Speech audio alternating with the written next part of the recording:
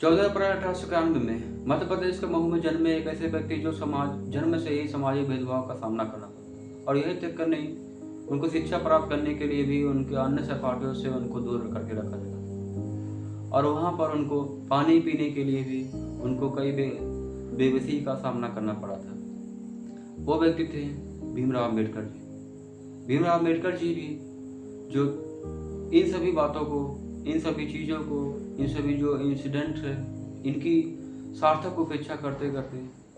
घोर कर्म में लगे रहते अपने एक नई मुकाम हासिल किया, जो लंदन स्कूल ऑफ इकोनॉमिक्स और कोलंबिया यूनिवर्सिटी से अर्थशास्त्र के क्षेत्र में डॉक्टरेट की उपाधि प्राप्त की। ये एक ऐसे व्यक्ति थे जो पहले विदेश से शिक्षा प्राप्त करने वाले व्यक्ति बने और ये उन्होंने एक दर्पण की तरह दिया और ये ऐसा उन्नति थी जो अन्य व्यक्तियों को उस समय करने में बहुत ही कई कठिनाई का सामना करना पड़ता, लेकिन वो डॉक्टर भीमराव अम्बेडकर जी जो शिक्षा के लिए उन्होंने कई अथक प्रयास किए।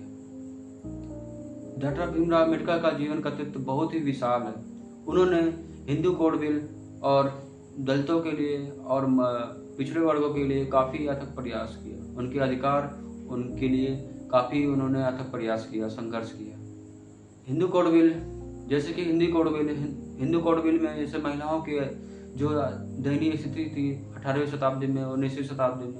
उनकी संवैधानिक सुधार के लिए काफ़ी उन्होंने हिंदू कोड बिल में उनकी सहायता प्रदान की। जो हिंदू नारी संपत्ति अधिकार, भरपोषण का अधिकार से संबंधित जो अधिनियम उन्होंने लाया, बहुत ही उनको सामाजिक उपेक्षा का सामना करना पड़ा था।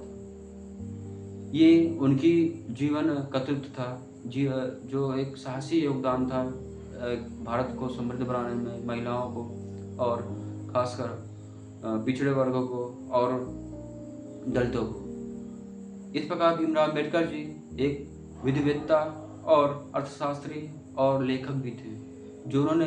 कई पुस्तकें लिखी, जो who were the Shudras, the problem of the rupee, analysis of caste पुस्तकें जो उन्होंने लिखी। और जिस प्रकार हमें सिर्फ उनके जंत्री पर हम सिर्फ फूलों से नहीं, उनके सिर्फ नारेबाजों से नहीं, बल्कि हमें उनकी किताबों को और उनके महान व्यक्तित्व विस्तार को हमें समझना चाहिए कि भीमराव अम्बेडकर जी वास्तव में ये सब कर क्यों रहे हैं, और उनको जानना भी जरूरी है, क्योंकि भीमराव अम्बेडकर जी ने बस ऐसे ही नहीं उनकी हम आज जयंती मना पा रहे हैं। भीमराव अम्बेडकर जी उन्होंने अपने जीवन वर्ष में 50,000 किताबें पढ़ी। जिस प्रकार उन्होंने कहा कि शिक्षित बनो का तात्पर्य यह है कि शिक्षित का मतलब होता है कि पहले शिक्षा प्राप्त करो। शिक्षा प्राप्त करने का मतलब कि प्रश्न करो और उस पर जांच परख करो, अन्वेषण करो, पूछो कि जो बात हम अभी तक जान नहीं पाए, जो चीज़ हमसे दूर रखा गया, आज वह हमें अधिकार मिल गया है, तो हमें उस चीज़ को प्राप्त करना पड़ेगा, लेना पड़ेगा।